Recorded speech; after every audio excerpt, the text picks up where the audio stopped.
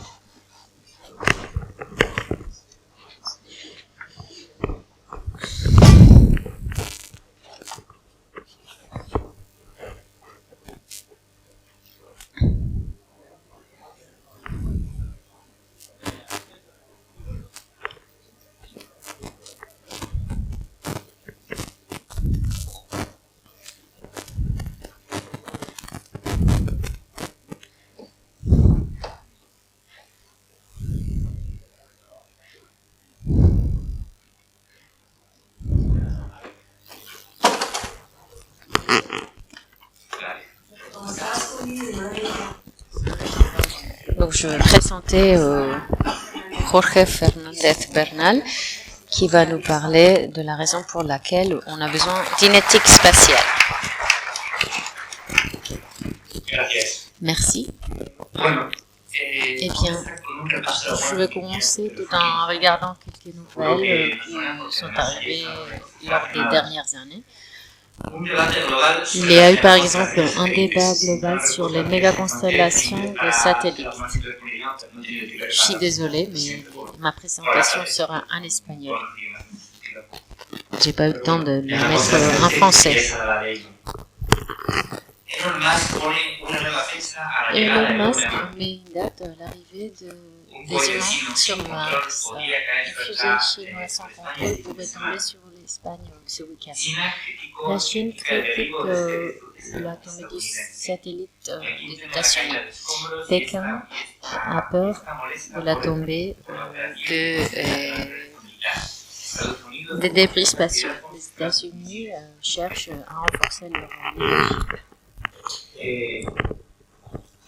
Tension politique sur la Terre, alarme de course spatiale. En avril, Israël a fait tomber une fusée spatiale sur la Lune. Cela est arrivé en 2019. L'empreinte écologique du tourisme spatial, l'Agence spatiale européenne souhaite investir. Donc, conclusion. Quelque chose est en train de se passer par rapport aux activités dans l'espace. Il y a des choses qui arrivent qui sont liées à l'utilisation que nous faisons de l'espace. Possible pollution avec des micro-organismes, une pollution par des fusées, le tourisme spatial, la colonisation d'une planète comme Mars, ou plutôt le fait que les sociétés privées souhaitent y aller, qui est aussi installé. Donc, il faut effectuer un effort réflexif concernant toutes ces questions, puisque de la même manière que nous avons la bioéthique, c'est-à-dire une éthique appliquée à toutes les questions de la biologie, de la médecine, il nous faut une éthique appliquée aux questions de l'espace, une éthique spatiale. C'est un sujet dont on parle depuis assez longtemps en anglais et en espagnol. On vient de commencer. En français, je ne sais pas si vous travaillez beaucoup, je ne suis pas très bien informée. Donc pourquoi est-ce que je parle de langue? L'anglais étant une langue académique, évidemment, va être la première à développer ces concepts-là, mais il faut que la réflexion soit possible pour beaucoup de personnes. Donc il faut utiliser des langues bien différentes, qui ne soient pas l'anglais en fait. Je vais essayer de vous expliquer quelques éléments de réflexion qui me paraissent intéressants. Je vais puis après laisser le temps pour les questions de la part du public. Voilà quelques réflexions concernant l'éthique spatiale. D'abord, l'espace est un secteur où il y a une crise écologique. On ne parle presque plus de changement climatique. Il s'agit d'une crise énergétique qui n'est pas liée à la guerre en Ukraine, mais plutôt à l'épuisement des combustibles fossiles. Donc la crise énergétique va augmenter, il va falloir réduire notre utilisation de l'énergie. Et le secteur spatial est créé dans le contexte d'une guerre froide, en concurrence entre des pays qui ont dépensé beaucoup de ressources, également beaucoup d'énergie. Ce n'est pas une filière importante dans le contexte global des gaz à effet de serre, l'utilisation d'énergie, mais c'est une dépense d'énergie qui inévitablement il faut analyser. Est-ce qu'il est nécessaire dans ce contexte de crise énergétique et changement climatique? Donc la crise écologique va au-delà du changement climatique, comme je l'ai dit. Cela nous mène à nous poser quelques questions. Par exemple, quel genre de missions spatiales sont raisonnables? Est-ce que c'est raisonnable qu'une personne puisse payer, je sais pas, 200 millions, je ne sais pas combien on paye pour effectuer un voyage à l'espace, où les émissions de CO2 sont comme les émissions de 3 personnes dans un an? Ça dure 15 minutes, c'est une question de loisir. Donc il faut réfléchir. Quel genre d'émissions serait raisonnable? Les missions à Mars, peut-être, il faudrait voir dans ce contexte de crise énergétique qui vient, il faut voir ce qui va être raisonnable ou pas. Vous pensez à la justice sociale, vous pensez à l'exploration spatiale.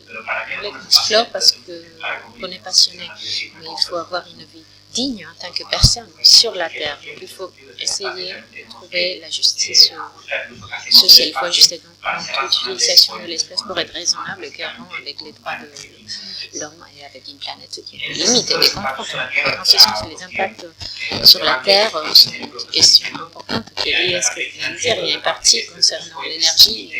Il y a une partie qui est liée à l'émission des gaz et des polluants par des fusées. Et les couches plus hautes de l'atmosphère ont un impact qui est social, parce que la Chine, par exemple, annonce des fusées, ils s'en foutent où les débris vont tomber. Donc, en dehors de la Terre, la gestion de l'orbite terrestre, on parlait de déchets spatiaux, clairement, hier, les constellations satellites, et les débris spatiaux, c'est un problème bien connu ici, bien connu de tous. La militarisation de l'espace est connue également. Une bonne partie du budget destiné alloué à l'espace aujourd'hui est toujours militaire. La plupart des satellites sont militaires. On a les Starlink, on ne connaît pas. Et puis, on a des dynamiques de domination, d'hostilité. Et avec la guerre en Ukraine, on a vu qu'il y a des tensions dans l'espace. Il y a eu une mission à la Station spatiale internationale lors du début de la guerre en Ukraine.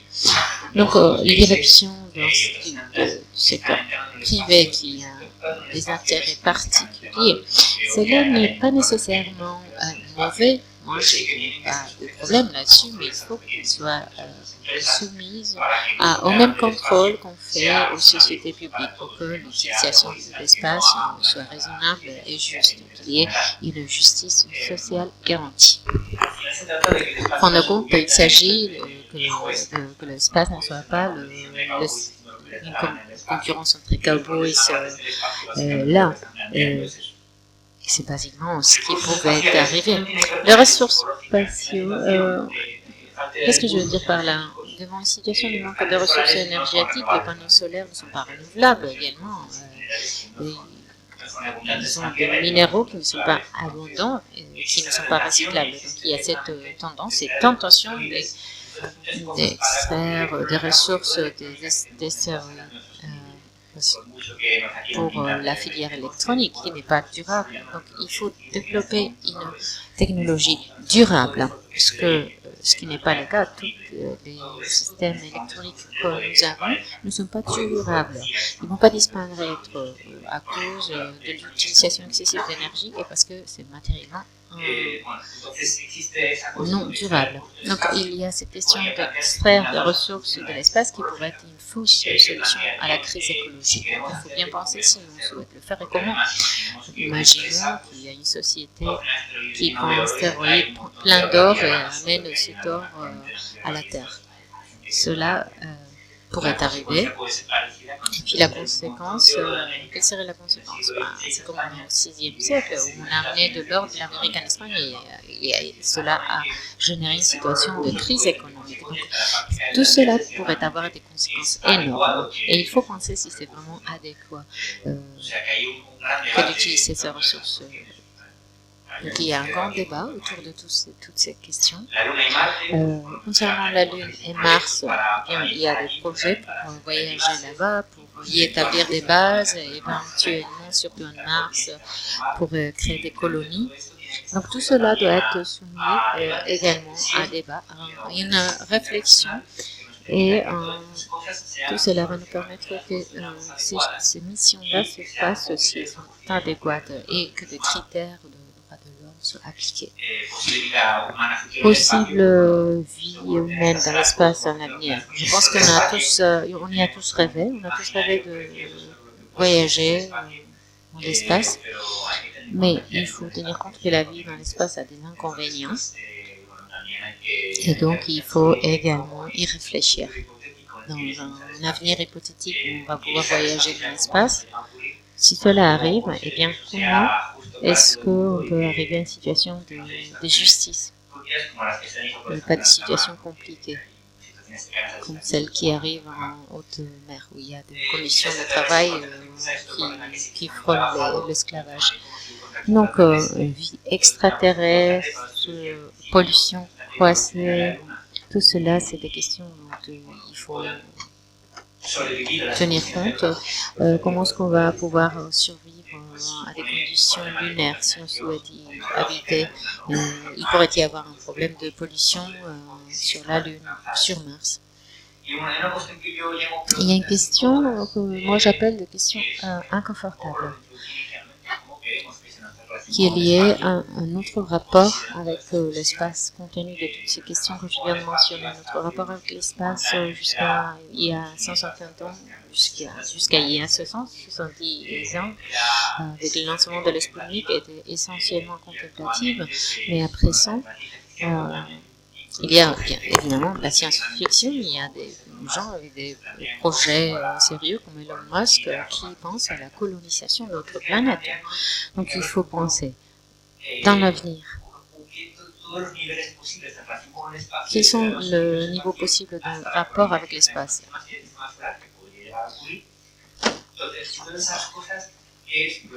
Qu'est-ce qu'on souhaite faire? Qu'est-ce qui est attirant mais également juste? Et qu'est-ce qui est matériellement possible? Parce que des fois, si on souhaite que cette fantaisie technologique basée sur des combustibles fossiles puisse prolonger indéfiniment, on va pouvoir peut-être déployer dans l'espace. Donc si on ne pense pas à notre rapport avec la Terre, comment est-ce qu'on va penser à notre rapport avec d'autres planètes? On va donc diffuser un imaginaire qui va nous mener à des situations indésirables, dans le sens où, d'un côté, on va favoriser la crise écologique, climatique, au niveau d'imaginaire, mais également dans le sens où on va pouvoir se trouver dans des situations de colonisation et de terraformation qui ne sont pas agréables, qui ne sont pas les utopies qu'on imagine. Donc, je veux bien dire que si nos rêves deviennent, et si nos rêves deviennent des dystopies, il faut garantir que nos rêves deviennent utopiques et non pas dystopiques, qui est ce qui pourrait arriver. Voilà, on a des projets de diffusion de toutes ces idées concernant l'éthique spatiale. Il y a quelques mois, nous avons publié cet article sur la revue Astronomia, qui est amateur. Donc, notre article était à la une, on publie dans homicide et conservation et l'éthique spatiale. On allait faire un cours d'été, mais il n'y a pas eu assez de participants, donc cela n'a pas été possible, mais on souhaite pouvoir le faire l'année prochaine. On va compter avec des représentants des universités, des sociétés, des intervenants de profils scientifiques, techniques et des intervenants avec un profil éthique, philosophique et également d'avocats qui allaient travailler toutes les questions liées au droit. Voilà, ce cours d'été n'a pas été fait, mais l'idée c'est de le faire dans l'avenir. On travaille dans d'autres projets également. On considère que l'éthique spatiale est importante. Il faut diffuser cette réflexion. Il faut que les personnes passionnées par l'espace puissent se rendre compte des défis et de ce qu'on souhaite faire dans cette filière-là, dans ce monde où il y a des contraintes et où il y a malheureusement également fréquemment et des projets qui sont d'une manière égoïste et sans penser à l'ensemble de la société. Donc il faut éviter que nos rêves deviennent des dystopies. Merci.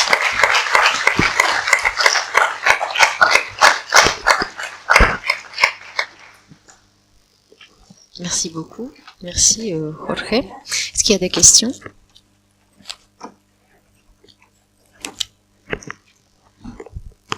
Merci beaucoup Jorge et félicitations. Félicitations pour cette présentation, mais pour cette initiative, pour cette démarche que je considère essentielle.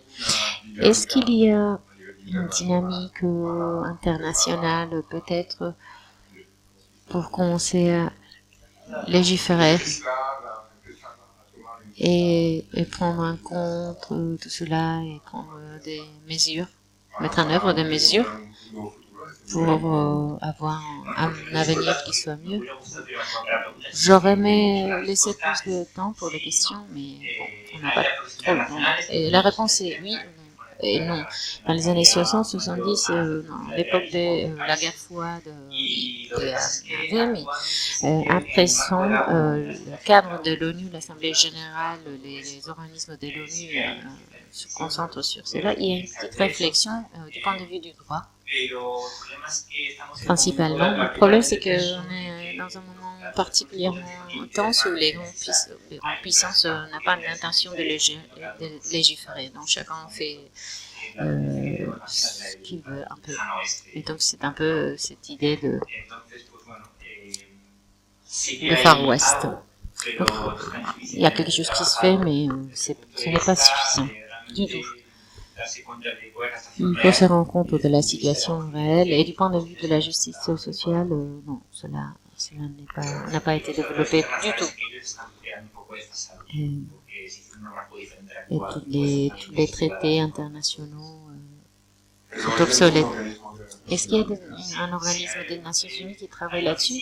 Il y a un bureau des Nations Unies qui se concentre sur l'espace extérieur. Et dans ce bureau-là, il y a toute une série, une structure qui travaille de ce genre de questions, oui. Merci.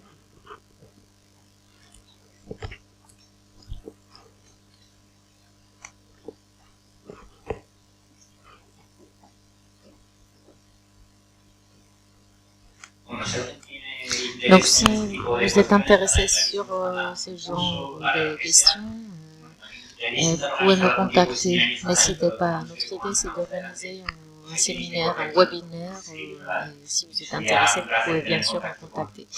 C'est un plaisir. Merci bien.